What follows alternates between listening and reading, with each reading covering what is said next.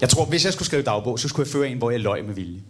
For altid at kunne referere til den som omvendt bevisbyrde, ikke?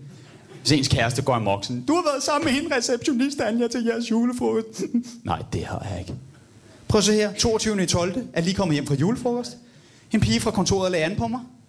Jeg afviste hende naturligvis og blev blot endnu en gang mindet om, hvor højt jeg egentlig elsker min skattepussenusse troldetus. Ja.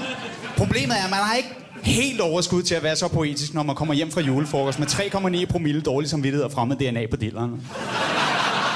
Så bliver det mere sådan noget. 34. oktober. Julefrokost. Nå, i hvert fald lidt knæppet, Anja. Særlig godt. Jeg sidder lige og ser en Shakira-video. Wanker igen. Men ikke særlig godt.